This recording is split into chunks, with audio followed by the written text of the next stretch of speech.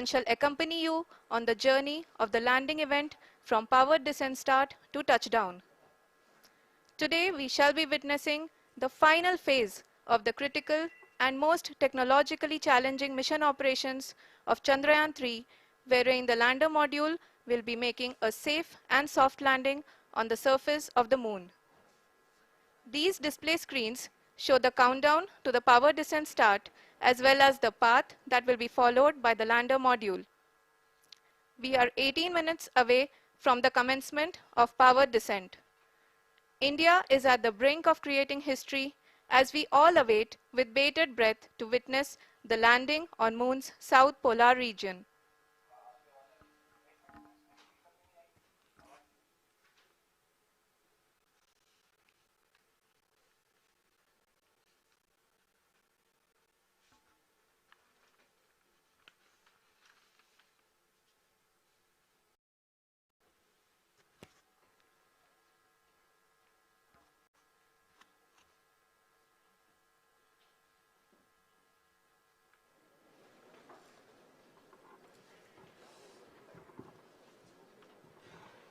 इसरो का पहला moon mission Chandrayaan one अक्टूबर 2008 में पीएसएलवी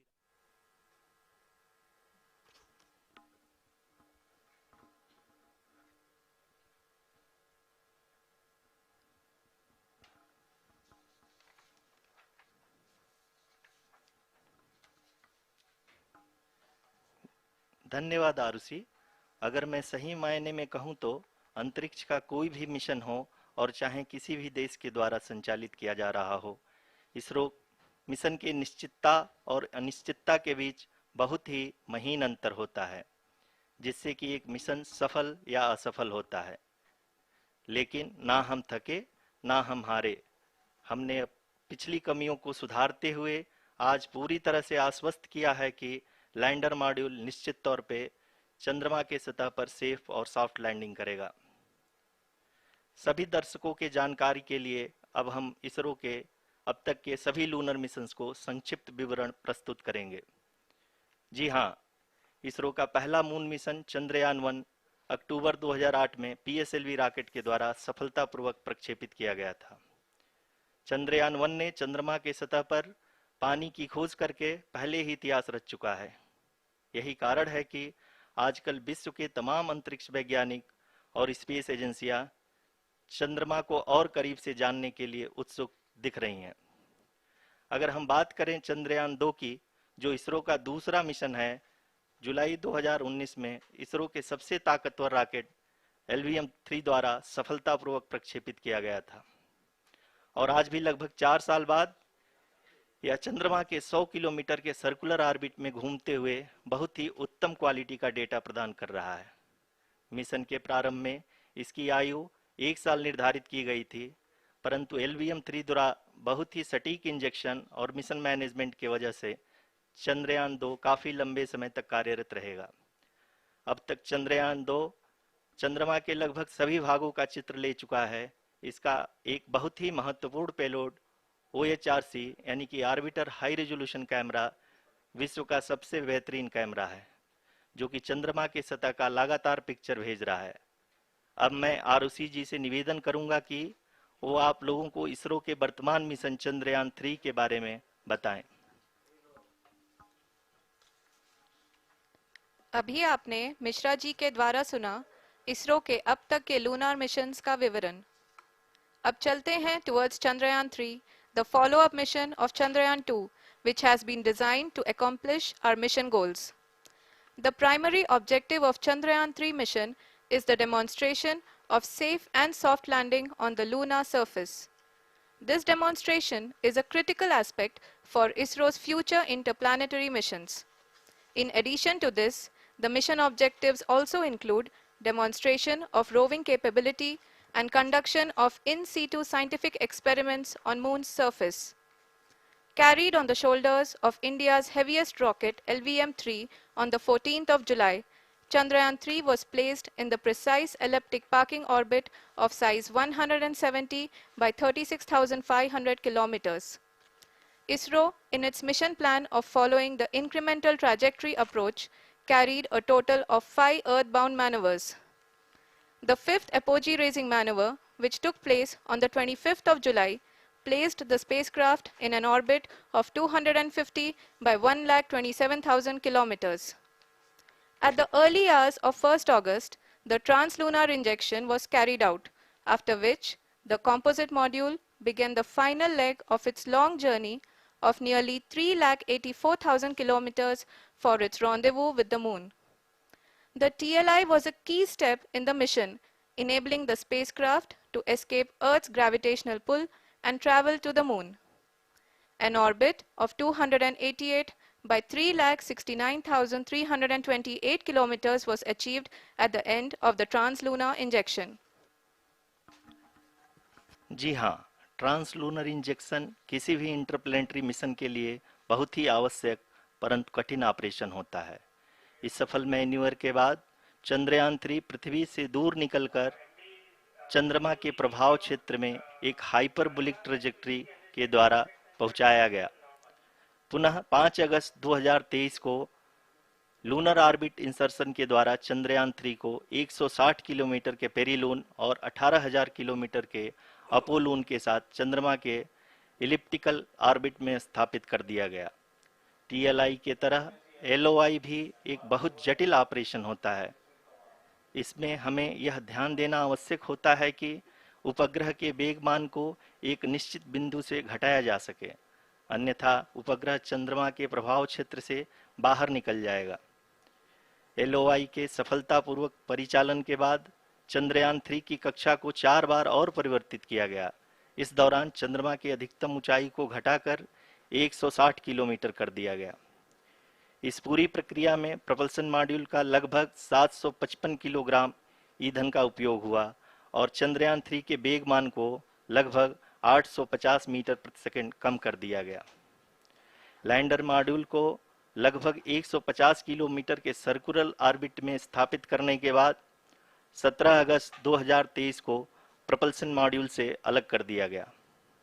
पुनः लैंडर मॉडल के ऑर्बिट को 2 डीबूस्ट मैन्यूवर्स के द्वारा 150 किलोमीटर के सर्कुलर ऑर्बिट से घटाकर 25 गुणे 130 किलोमीटर के एलिप्टिकल ऑर्बिट में स्थापित कर दिया गया। इस दौरान यह भी सुनिश्चित कर दिया गया कि 800 न्यूटन के चारों थ्रोटल थ्रस्टर्स पावर डिसेंट के समय किसी भी चुनौती का सामना कर सकें। लैंडर मॉड्यूल इस ऑर्बिट में 4 दिन तक चंद्रमा की परिक्रमा करता रहा ताकि इसके सभी सब सिस्टम को पावर डिसेंट से पहले कार्यात्मक रूप से वेरीफाई और वैलिडेट किया जा सके। इस दौरान चंद्रयान-2 और लैंडर मॉड्यूल की आपस में बातचीत भी हो चुकी है। और संक्षेप में अब तक की यात्रा की बात करें तो लैंडर मॉड्यूल अब तक 21 बार पृथ्वी के और लगभग 120 बार चंद्रमा का चक्कर लगा चुका है और इस पूरी यात्रा में लगभग 55 लाख किलोमीटर की यात्रा भी पूरी कर चुका है। अब तक के इस पूरे अभियान में यह भी सुनिश्चित किया गया कि सारे ऑर्बिट मैन्यूवर्स इस प्रकार किए जाएं कि लैंडिंग साइट पावर डिसेंट की शुरुआत से ही लैंडर के ऑर्बिटल प्लेन में बना रहे।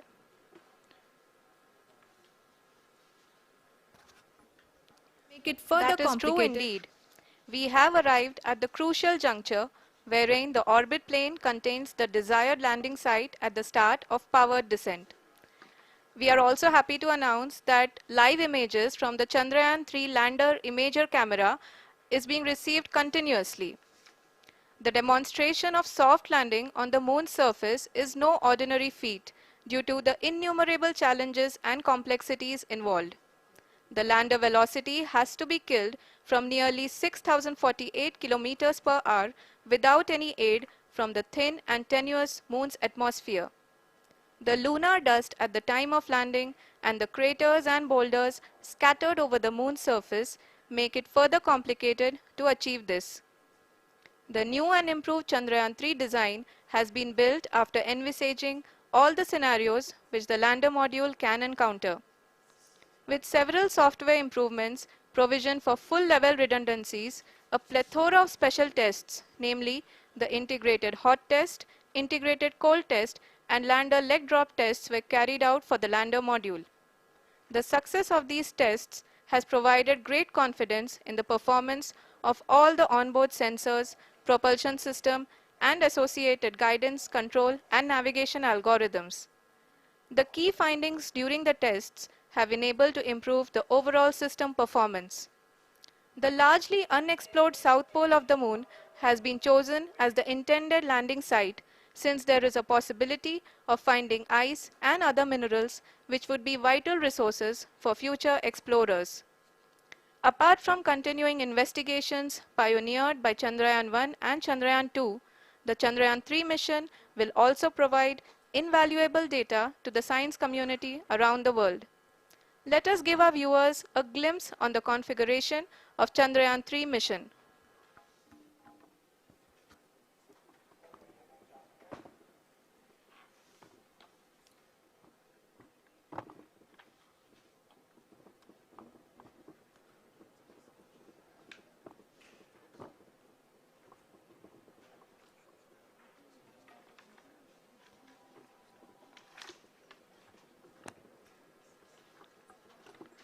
चंद्रयान 3 का मिशन प्लान लगभग चंद्रयान 2 के तरह ही बनाया गया है। यहाँ यह भी सुनिश्चित किया गया है कि चंद्रयान 3 को रॉकेट से अलग होने से लेकर के चंद्रमा के निकटतम कक्षा में स्थापित होने तक सारी गतिविधियां चंद्रयान 2 के तरह ही हों। और अब हम यह कह सकते हैं कि यह प्लान पूरी तरह से 100% सफल रहा। हालांकि लैंडर मॉड्यूल के सेंसर्स और प्रोपल्शन सिस्टम को इस तरह से मजबूत किया गया है कि लैंडर पावर डिसेंट के समय किसी भी आपदा से बाहर आकर के मिशन के मुख्य उद्देश्य को पूरा कर सके। इस क्रम में लैंडर के मुख्य सेंसर्स कारा, लासा, एलएचबीसी, एलडीवी और एलएचडैक का कार्यात्मक परीक्षण भी किया जा चुका है। एलडीवी, जो कि पूर्णतः स्वदेशी तकनीकी से बनाया गया एक नया सेंसर है, इसका मुख्य कार्य लैंडर के वेलोसिटी को तीनों अक्षों में कंप्यूट करना है। पावर डिसेंट के दौरान लैंडर के सटीक पोजीशन और वेलोसिटी का ज्ञान होना बहुत ही आवश्यक है। लिराप यानी laser inertial referencing and accelerometer package इस कार्य को पावर डिसेंट के दौरान बखूबी निभाएगा। ट्रैजेक्टरी जनरेशन, जो कि चंद्रयान 3 मिशन के लिए बहुत ही अहम है, क्योंकि हर ऑर्बिट मैन्यूवर के बाद यह सुनिश्चित किया जाता है कि लैंडर की मिशन ऑब्जेक्टिव को ना बदले। इस क्रम में मैं यह भी आपको बता दूं कि ऑर्बिट डिटर्मिनेशन, जो कि उपग्रह के पोजीशन और वेलोसिटी को बहुत ही एक्यूरेटली बताता है, एक बहुत ही कठिन और जटिल कंप्यूटेशन और एस्टिमेशन होता है। यहाँ यह भी जानना महत्वपूर्ण है कि चंद्रयान 2 का OHRC पेलोड अब तक काफ़ी ऊंचे स्तर का डैम प्रदान किया है, जिसके फलस्वरूप लैंडिंग साइट के सीमा को बढ़ाकर 4 गुणे 2.4 किलोमीटर कर दिया गया है, जो कि पावर डिसेंट के दौरान सॉफ्ट लैंडिंग कराने में काफ़ी सहायक सिद्ध होगा। Apart from the sensors, Chandrayaan-3 is equipped with a suite of sophisticated payload instruments. While Chandrayaan-1 and Chandrayaan-2 orbiter have provided abundant remote sensing data of Moon, equally important are the on-site localized measurements that provide ground truths. Lander and rover have payloads which are completely new and will perform in situ analysis of lunar surface. The two spectroscopes on rover, APXS and LIBS, will actively measure the surface elemental abundances at the landing location and surrounding area. The lander carries a seismometer ILSA that can sense impact events and lunar quakes. The thermal probe CHAST will measure the temperature profile and thermal conductivity of Moon's regolith. The Rambha payload will carry out lunar ionosphere studies, while the laser retroreflector array shall be a passive location indicator for future spacecraft equipped with laser altimeter. The propulsion module has not been left behind, and an experimental shape payload has been added to it as a value addition.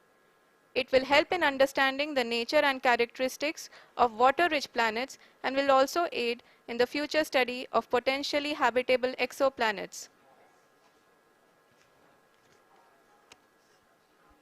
We are minutes away from the start of powered descent. The entire powered descent shall be carried out by the onboard autonomous landing sequencer, or ALS, which is a series of instructions preloaded to the lander module. These instructions include the commands to be executed, data to be collected, and analyzed, and decisions to be made and executed autonomously throughout the powered descent.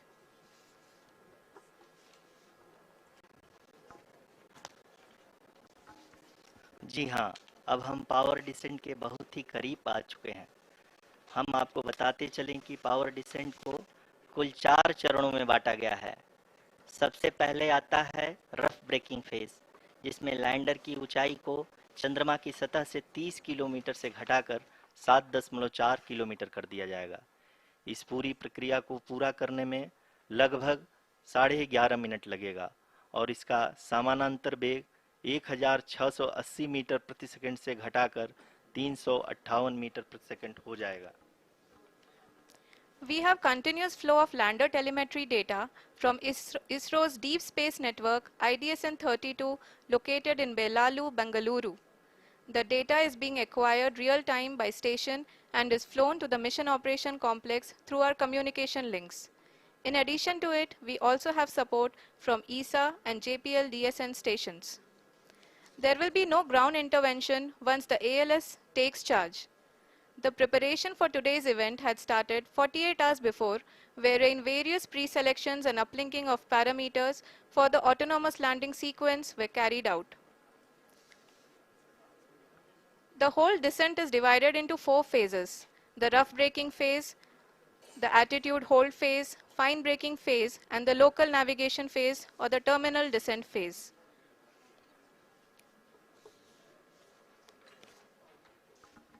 जी हाँ, attitude hold phase, जो कि power descent का दूसरा चरण है, एक बहुत ही महत्वपूर्ण फेज है।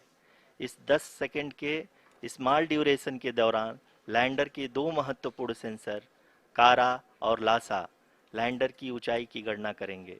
इस फेज के पूरा होते ही लैंडर चंद्रमा के सतह से कुल 6.8 किलोमीटर की ऊंचाई पर होगा।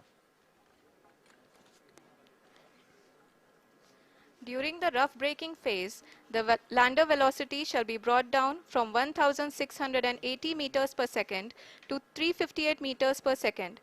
The altitude will be brought down from 30 kilometers to 7.4 kilometers at the end of rough braking.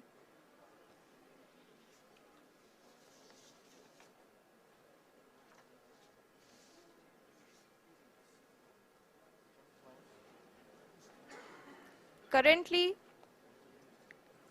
we can see the scientists are analyzing the lander data.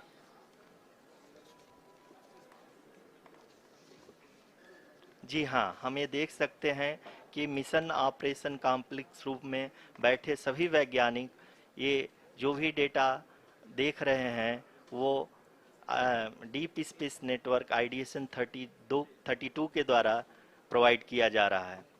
और अगर हम अब बात करें पावर डिसेंट के तीसरे चरण का, जो कि फाइन ब्रेकिंग फेज होगा, जिसमें लैंडिंग साइट से जस्ट 800 मीटर की ऊंचाई पर वर्टिकली होगा।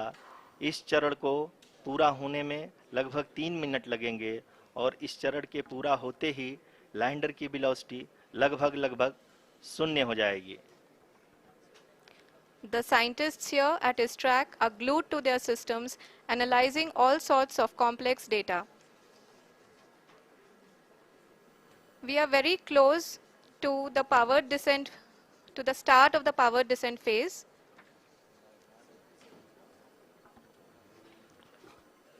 जी हाँ, अगर हम अब बात करें पावर डिसेंट के चौथे और अंतिम चरण का, जो कि लोकल नेविगेशन फेज या टर्मिनल डिसेंट फेज भी कहा जाता है, इस दौरान लैंडर के दो इंजन बंद कर दिए जाएंगे और लैंडर के सेंसरों द्वारा इसके हाइट और वेलोसिटी की गणना इनर्शियल नेविगेशन को भेज दिया जाएगा। इस दौरान लैंडर 150 मीटर की ऊंचाई को प्राप्त करने के बाद कुल 131 सेकंड लगाएगा।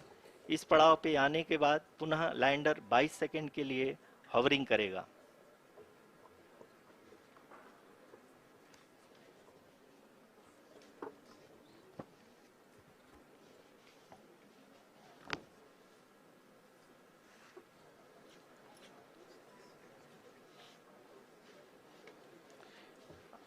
आप इस समय अपने स्क्रीन पे मिशन ऑपरेशन कॉम्प्लेक्स में बैठे सभी मान्यगणों को देख सकते हैं, जो कि बहुत ही उत्सुकता के साथ टेलीमेट्री डेटा को देख रहे हैं। अभी हम लोग पावर डिसेंट शुरू होने से जस्ट कुछ ही पल दूर हैं।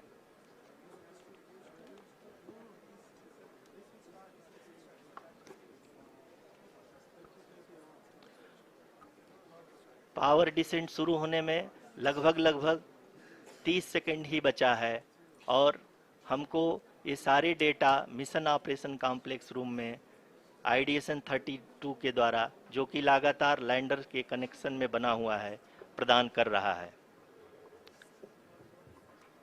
Dear viewers, the pivotal power descent has begun and the lander module is propelling towards the moon's surface along the intended trajectory.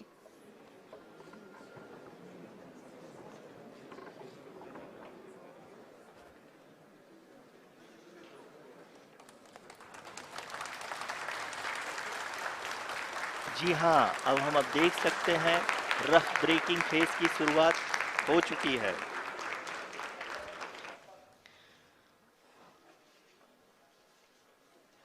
During this rough braking phase, the lander velocity shall be brought down from 1680 meters per second to 358 meters per second. The altitude will be brought down from 30 kilometers to 7.4 kilometers at the end of rough braking. All this in the duration of 690 seconds or 11.5 minutes. Currently, the Laser Inertial Reference and Accelerometer package (LIRAP) is aiding in the navigation.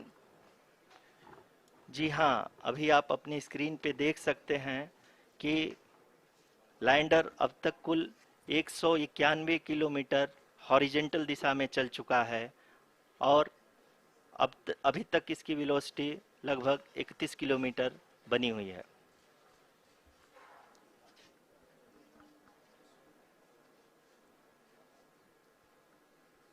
The lander module has traveled a distance of approximately 228 kilometers.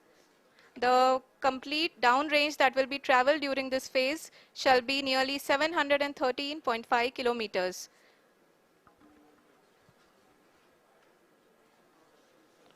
जी हाँ, कुल 745 kilometre के इस rough breaking phase में आप देख सकते हैं कि हम लोग लगभग अपनी यात्रा 20% कंप्लीट कर चुके हैं।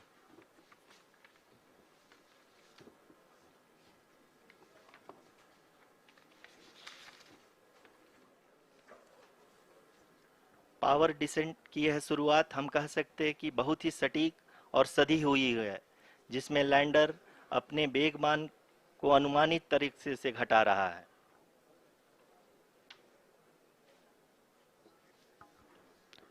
The altitude of the lander module will reduce from 7.4 kilometers to 6.8 kilometers. During the next phase, which is going to be the attitude hold phase. We can currently see that the altitude of the lander module is nearly 31 kilometers. Arushi, अभी हम इस ground trace को देखते हुए कह सकते हैं कि रफ ब्रेकिंग फेज की शुरुआत बहुत ही अच्छे तरीके से हुई है। आप ये देख सकती हैं कि जो भी प्रोजेक्टेड ग्राउंड ट्रेस है उसी पे अपना लैंडर मॉड्यूल आगे चलते हुए बढ़ रहा है। अभी तक ये देखा जा सकता है कि लैंडर मॉड्यूल लगभग 370 किलोमीटर क्षैतिज दिशा में चल चुका है। The mission operations team is analyzing the data. We can all see the seriousness and the concentration with which each and every parameter of the lander module is being analyzed. The performance so far seems to be nominal. जी आरुषि, चूंकि ALS activate किया जा चुका है, इसलिए ground से कोई commanding नहीं की जा रही है। इस दौरान आपके स्क्रीन पे सारे डेटा इसरो के डीप स्पेस नेटवर्क से रियल टाइम में आ रहे हैं।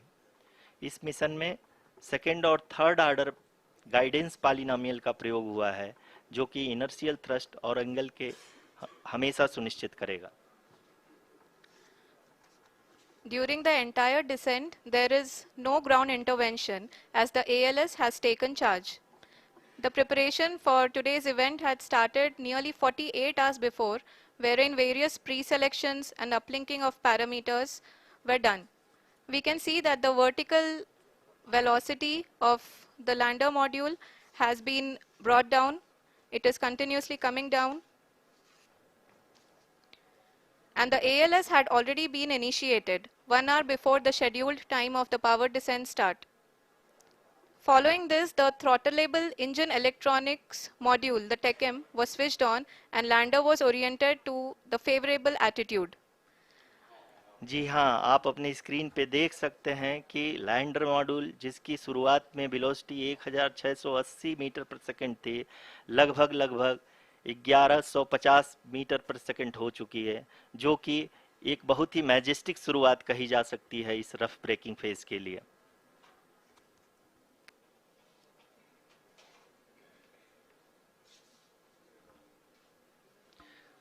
यहाँ पे मैं आपको ये भी बताते चलूं कि आप अपने स्क्रीन पे देख सकते हैं कि द लैंडर मॉड्यूल का आल्टीट्यूड धीरे धीरे अब कम होता हुआ दिख रहा है, और जो कि एक्सपेक्टेड भी है।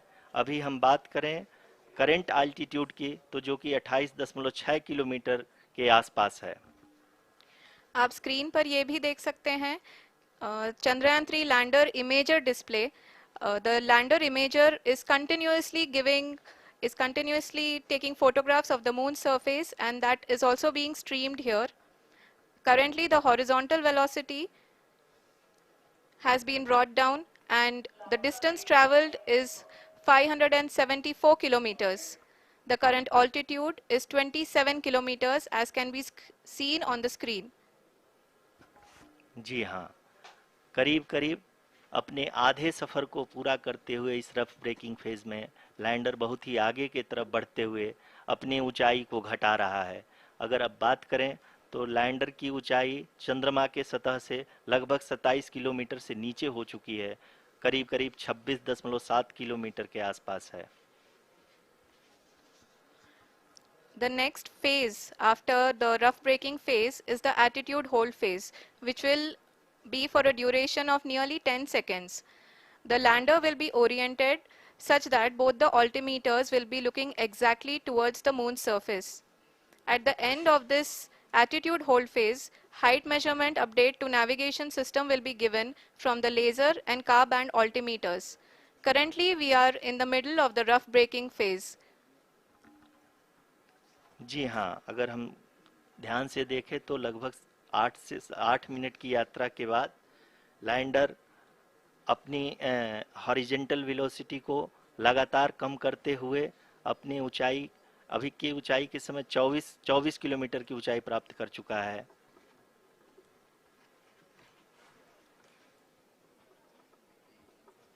अब तक के आंकड़े को देखते हुए हम कह सकते हैं कि लैंडिंग पूरी तरह से नॉमिनल है। यहाँ पर हम देख सकते हैं कि हॉरिजेंटल वेलोसिटी लगातार कम होती हुई दिख रही है।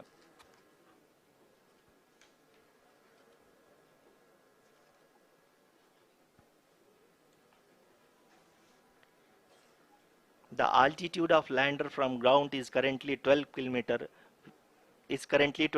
kilometer, which is again going to be coming down, and that is expected. For the viewers who have joined now, we are in the power descent phase, and we are in the rough braking phase, which is the first phase of the power descent. We have currently traveled a downrange of 697 kilometers, and the downrange that has to be traveled during this phase is 713.5 kilometers. जी हाँ, अभी आप देख सकते हैं कि lander की horizontal velocity लगभग 720 metre प्रति सेकंड हो गई है। लगभग हम ये कह सकते हैं कि 900 मीटर प्रति सेकंड वेलोसिटी को कम किया जा चुका है।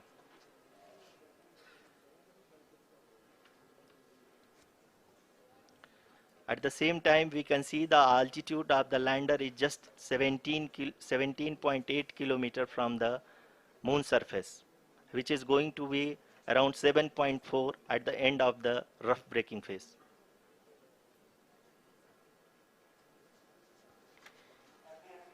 इस फेज के बाद हम जाएंगे towards the attitude hold phase, where we will be expecting sensor update from the laser and car band altimeters.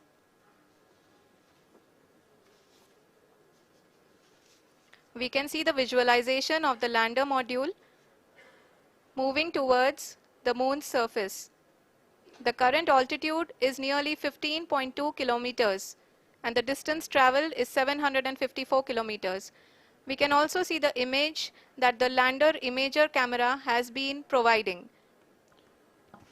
जी हाँ, इस रफ ब्रेकिंग फेज के दौरान 800 न्यूटन के चारों थ्रोटल इंजन अपने कार्य को पूरी तरह से अंजाम दे रहे हैं और लैंडर के हॉरिजॉन्टल वेलोसिटी को लगातार कम कर रहे हैं। अब तक लैंडर लगभग अपने 75 से 80% की यात्रा को पूरा कर चुका है।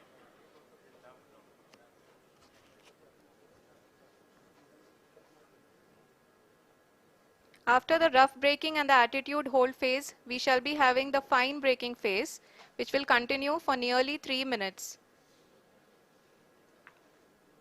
The whole phase is being driven by the autonomous landing sequencer and there is no intervention from ground. जी हाँ आरुषि, अभी आप अपनी स्क्रीन पे देख सकती हैं कि जो करंट आल्टीट्यूड है चंद्रमा के सतह से लगभग 10 किलोमीटर के आसपास है। जी हाँ, हम अपने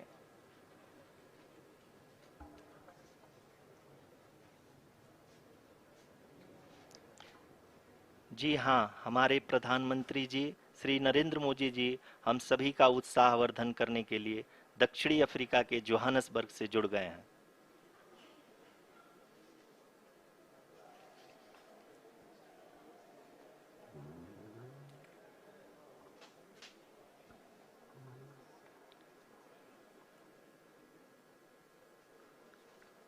Yes, we are privileged to have with us Honorable Prime Minister of India, Shri Narendra Modi ji, who has joined us from South Africa's Johannesburg to encourage us.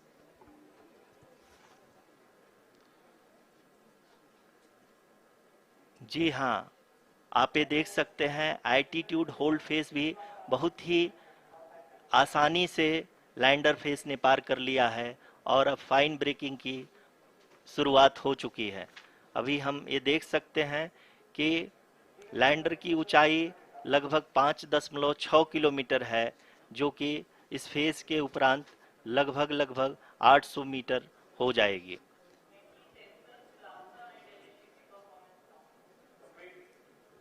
We can hear from the mission operations team that the sensors are performing nominally, and we are currently in the midst of the fine braking phase, which is going to continue for 3 minutes, and the altitude is going to be reduced to nearly 800 meters at the end of this phase. जी हाँ, जैसा कि आरुषि जी ने बताया कि लगभग 3 minute के उपरांत lander की हाइट लगभग 800 मीटर वर्टिकली होगी और यहाँ पे लैंडर की horizontal velocity, vertical velocity, even down range भी लगभग शून्य होगा। We can see the visual of the lander module, and we can see that the downrange traveled is nearly 831 kilometers.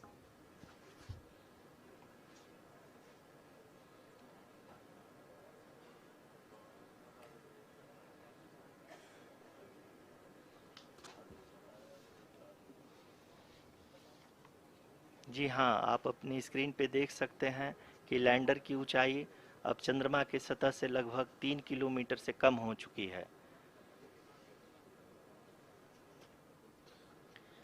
We are very close to the moon's surface, nearly 2.6 kilometers as we can see.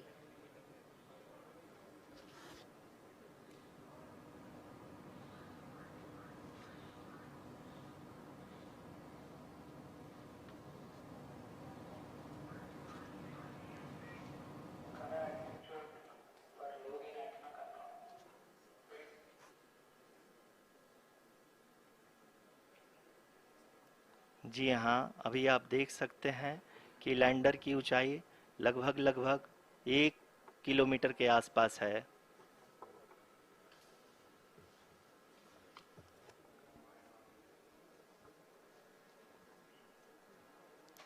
We are nearing the final phase of the power descent, which is going to be the vertical descent phase or the local navigation phase.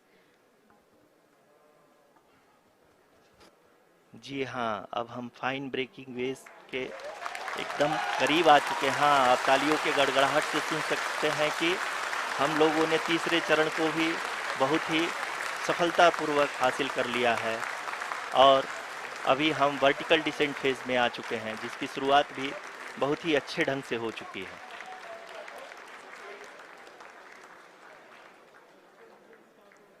Lot of applause indicates that till now the performance has been nominal.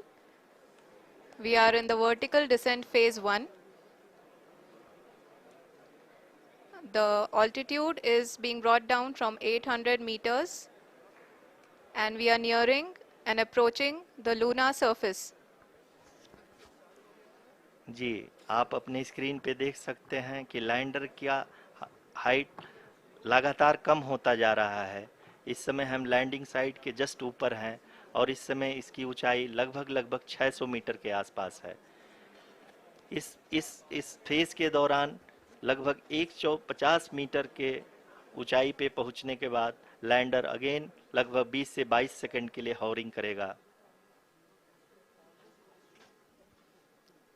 We are above the landing site. The horizontal as well as the vertical velocity is now being constantly reduced, and the lander module has begun its descent towards the landing site.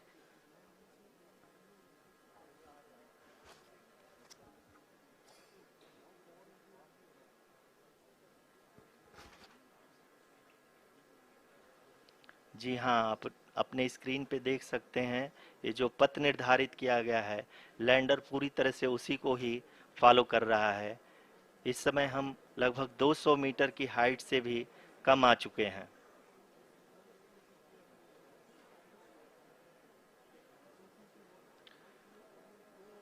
अब हम ये देख सकते हैं कि हम लगभग 150 metre की ऊंचाई पे हैं चंद्रमा के सतह से।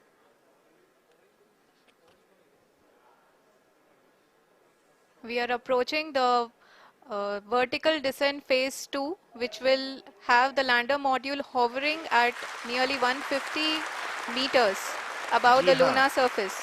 जी हाँ, आप इस तालियों के गड़गड़ाहट को सुन सकते हैं, जो कि सेकंड हाइब्रिड फेज के कंप्लीट होने के बाद इन सारे वैज्ञानिकों के द्वारा की जा रही है।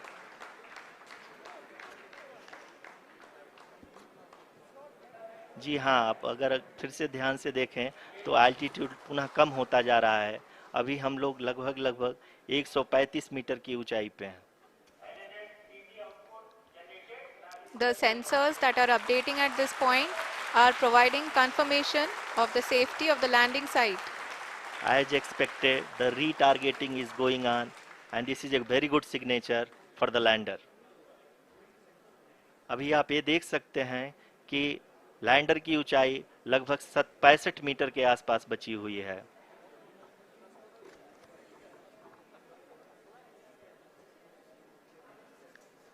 Currently, only 2 engines are now being fired, and we are nearly at zero velocity, vertical and horizontal. We were hovering, and now we are approaching the moon's surface. धीरे धीरे लैंडर की वेगमान को कम किया जा रहा है और हम अब लगभग 50 मीटर से भी कम आ चुके हैं। We can see the Honorable Prime Minister, Shri Narendra Modi ji, who is here to encourage us, and he is critically looking at the visuals.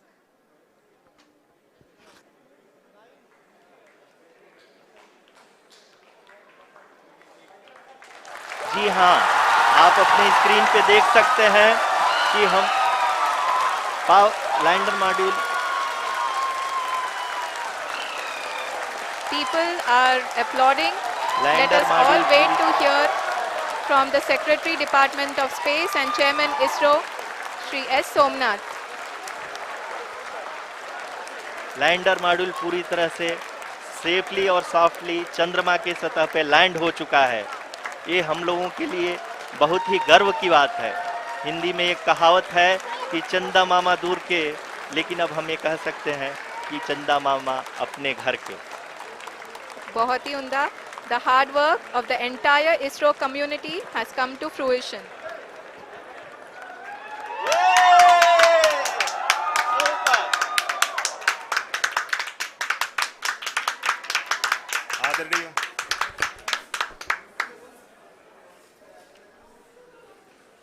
आदरणीय प्रधानमंत्री जी, नमस्कार। Sir, we have achieved soft landing on the moon. India is on the moon. Sir, I request our Honorable Prime Minister to address us and bless us. Thank you, sir.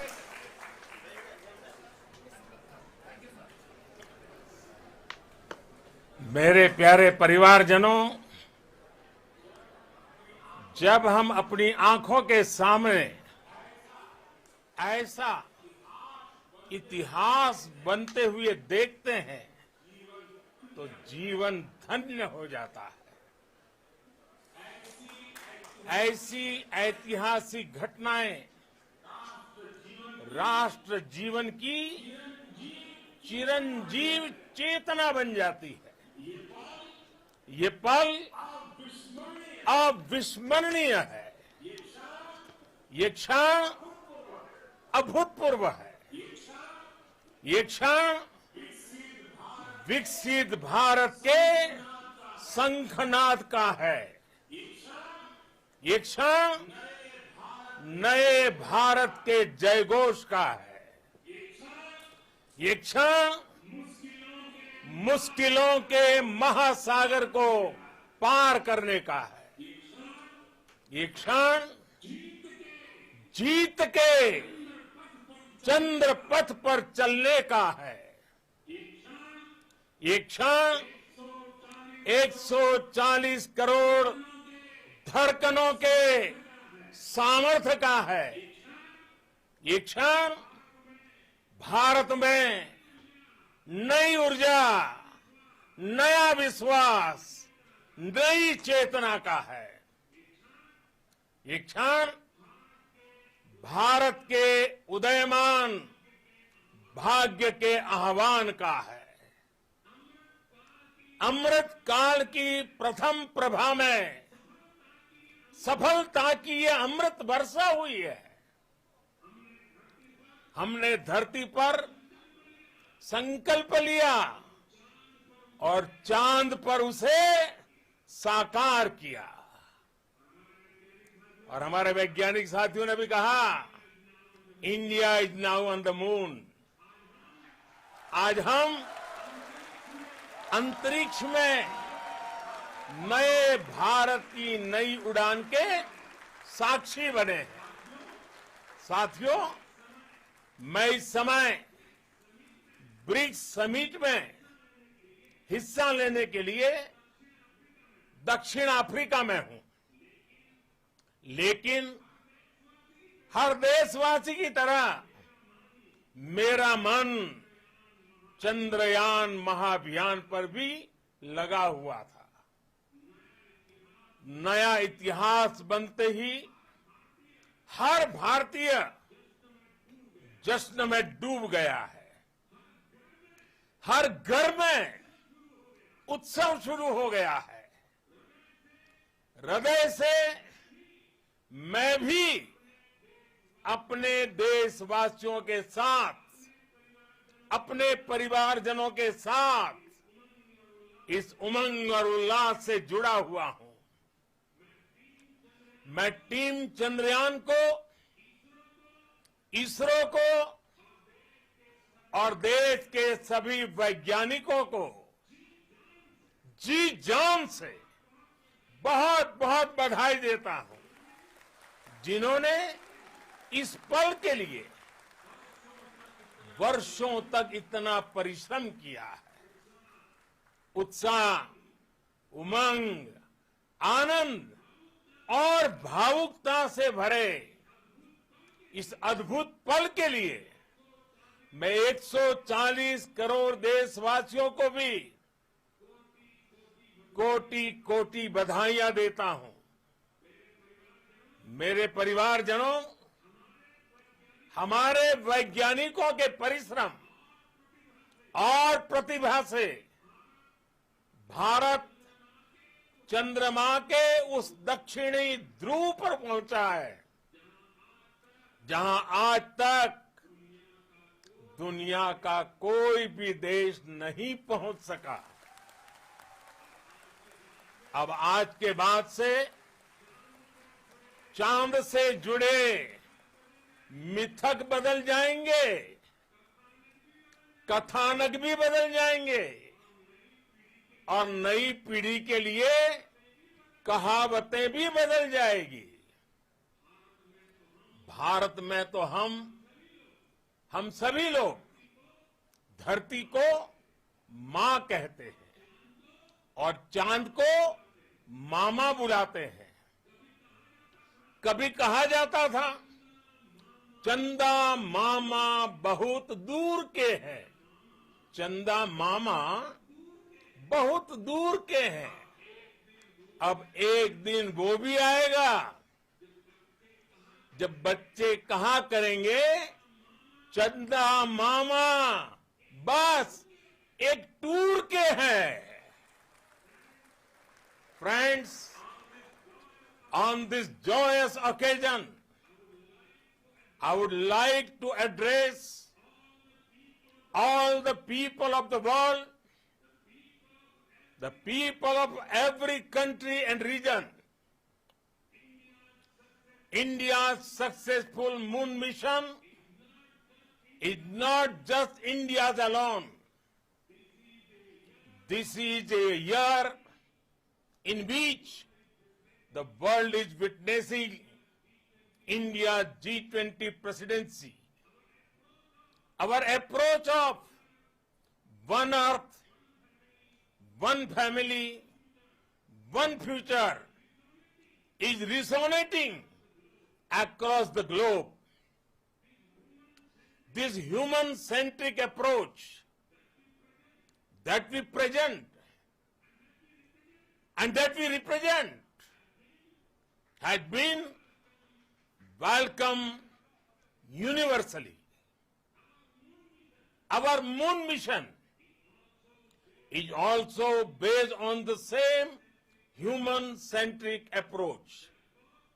Therefore, this success belongs to all of humanity, and it will help moon missions by other countries in the future. I am confident that all countries in the world, including those from the global south, are capable of achieving such feats. We can all aspire for the moon and beyond. मेरे परिवारजनों, चंद्रयान महाअभियान की ये उपलब्धि भारत की उड़ान को चंद्रमा की कक्षाओं से आगे जाएगी। हम हमारे सौर मंडल की सीमाओं का सामर्थ्य परखेंगे और मानव के लिए ब्रह्मांड की अनेक संभावनाओं को साकार करने के लिए भी जरूर काम करेंगे। हमने भविष्य के लिए कई बड़े और महत्वाकांक्षी लक्ष्य तय किए हैं। जल्द ही सूर्य के विस्तृत अध्ययन के लिए ISRO Aditya L1 mission launch करने जा रहा है। इसके बाद शुक्र भी इसरो के लक्ष्यों में से एक है। गगनयान के जरिए देश अपने पहले ह्यूमन स्पेस फ्लाइट मिशन के लिए भी पूरी तैयारी के साथ जुटा है। भारत बार बार ये साबित कर रहा है कि sky is not the limit. साथियों, साइंस और टेक्नोलॉजी देश के उज्जवल भविष्य का आधार है। इसलिए आज के इस दिन को देश हमेशा हमेशा के लिए याद रखेगा। यह दिन हम सभी को एक उज्जवल भविष्य की ओर बढ़ने के लिए प्रेरित करेगा। ये दिन हमें अपने संकल्पों की सिद्धि का रास्ता दिखाएगा। ये दिन इस बात का प्रतीक है कि हार से सबक लेकर जीत कैसे हासिल की जाती है। एक बार फिर देश के सभी वैज्ञानिकों को बहुत बहुत बधाई और भविष्य के मिशन के लिए ढेरों शुभकामनाएं। बहुत बहुत धन्यवाद।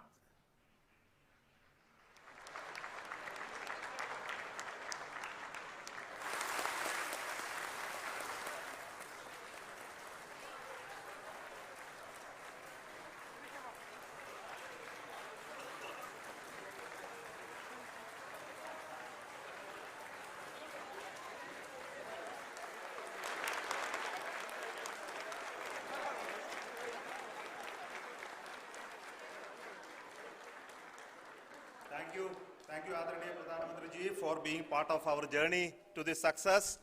And let me take this opportunity to thank the people behind this mission, the project director of Chandrayaan-3. He is here. Veera Muthuvel, congratulations to you. The associate project director, Kalpana, and the mission operations director, Srikanth. And the satellite was built at your house satellite center, Shankar and the director.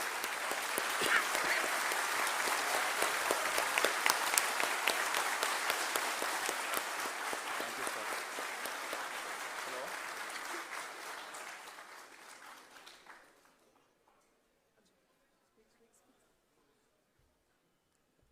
It's a great moment of happiness on behalf of team. It gives me immense satisfaction on achieving this goal as a project director of this mission. The entire mission operations right from launch till landing happened flawlessly as per the timeline, and we became the 4th country to demonstrate the soft landing onto the moon surface, and we became the first country to go to near to the south pole of the moon.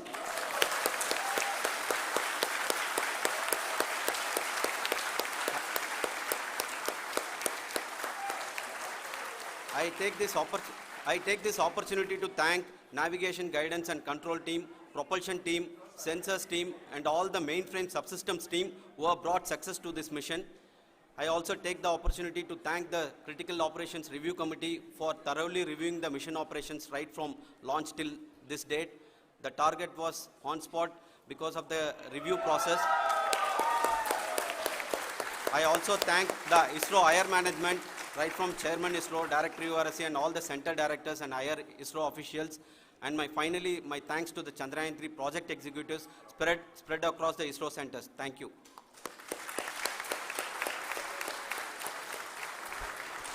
Mission Director Srikanth. It gives me an immense pleasure to be part of Chandrayaan-3 and acting as Mission Director. I would like to thank each and every team member who has supported in carrying out all the mission operations flawlessly. And I would like to thank my senior management, Chairman ISRO, Director URSC, my senior colleagues and my team members for carrying out and supporting all the things carrying out in proper way. Thank you very much. Associate Project Director Kalpana. Good evening to all. This will remain the most memorable and the happiest moment for all of us, for our team Chandrayaan-3. We have achieved our goal flawlessly. From the day we started rebuilding our spacecraft after Chandrayaan-2 experience, it has been breathe in, breathe out Chandrayaan-3 for our team. And starting from the reconfiguration to all the special tests and the simulations we have conducted meticulously. And this has been possible only because of our immense effort from our Chandrayaan-3 team. And of course, with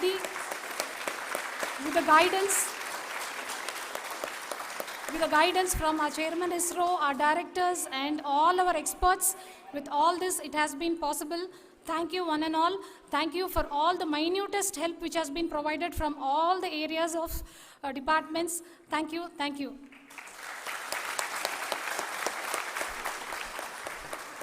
Now, Chandrayaan-3 is a result of the work done by thousands of scientists, engineers, our staff, and industries, and support team across ISRO and other places, other institutions. And Shankaran has been the lead of the center which integrated all of these efforts in the last so many years. So I request him to speak on behalf of all of you.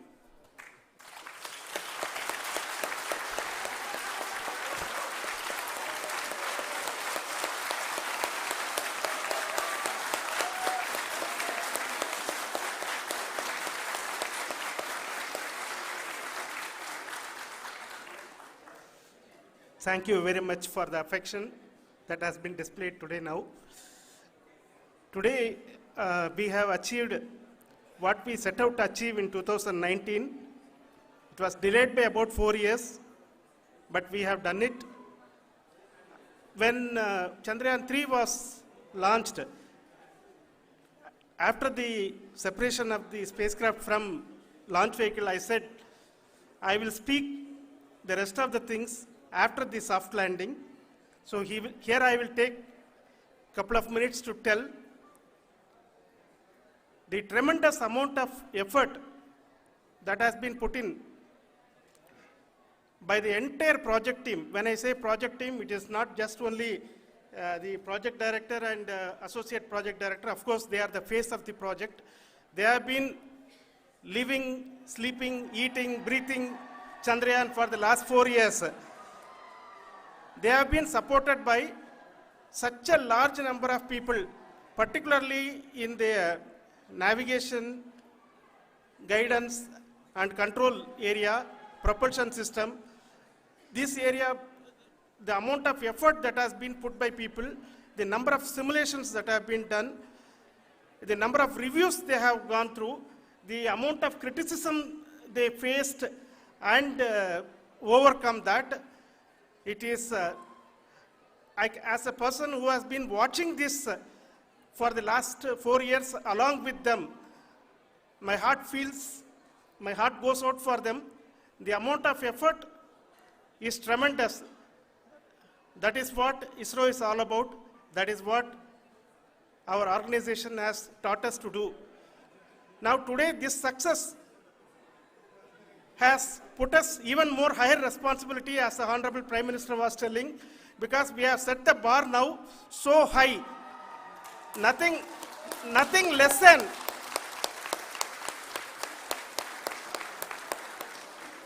less spectacular than this is going to be inspiring for any of us in the future. So as the Honorable Prime Minister mentioned, we will be now looking at putting the man in space, putting a spacecraft around Venus and landing a craft in Mars. Work on all these activities are going on for few years, and this success today will inspire us and will spur us to take those efforts even more strongly, so that we will make our country proud again and again and again. Thank you very much for every one of you who have directly or indirectly participated in this mission, encouraged us, intentionally or unintentionally helped us in all for every one of you. A big thank you, because even casual remark, an unintended point can can help a person who is striving to reach a goal. The person who is making that remark may not have meant it that way, but sometimes it can ignite that's why I said that even unintended help is very welcome, and we are very thankful for that. Thank you, Team ISRO, for supporting all of us. The amount of affection we received when this mission came into this final stage, the number of people who gave us confidence that nothing can go wrong, and this is going to be successful. In fact, I was not that much confident, because we have seen a couple of times issues, because I know very well, as a person who has been doing in this domain for 36 years, I know there are thousands of things. Any of that can anytime go wrong and derail. But so many of the people, because that I only see as the reflection of the effort we have put, that people are so happy to see this effort, and they want us to succeed. It is not that they know that we are going to succeed. The people want us to succeed. So thank you very much for everyone, for your love and affection. We will continue to do our best and make our flag fly, ISRO's as well as India's flag fly high. Thank you very much.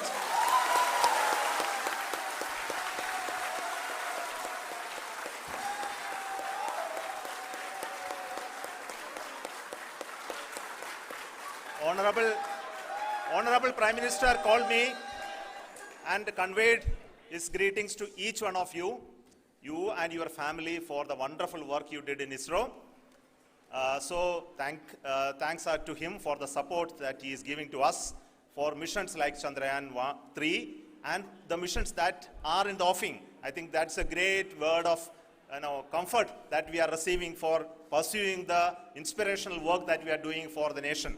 I want to tell you, and I want to thank you also for each and everyone who prayed with us in the last many days, who wanted this success to happen in ISRO. I thank all those people all around the country and maybe beyond the country for their blessings and wishes and affection that he has given to each one of us for doing this work for the last so many years. I want to specifically thank some senior people who have been standing with us, especially the name of Kiran Kumar sir and Mr. Kamalakar, Sri Koteshwar Rao. They have been helping so much. They were part of the team to help them to get the confidence and get the reviews done to ensure that nothing goes with any mistakes.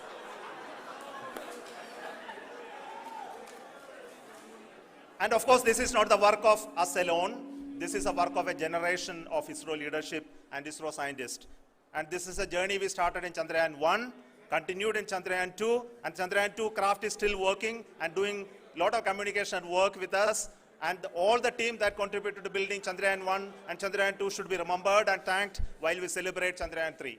And this is an incremental progress and definitely a great, huge one it is. And thank you so much for all the support and work that you have done.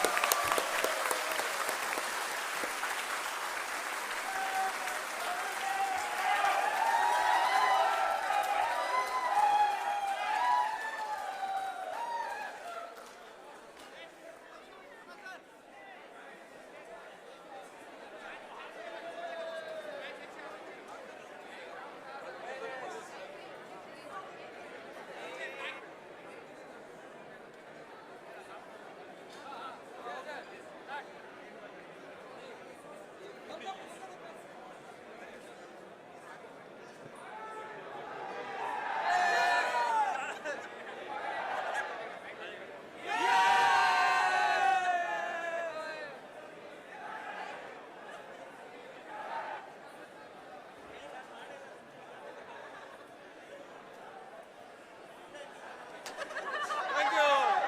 Thank you.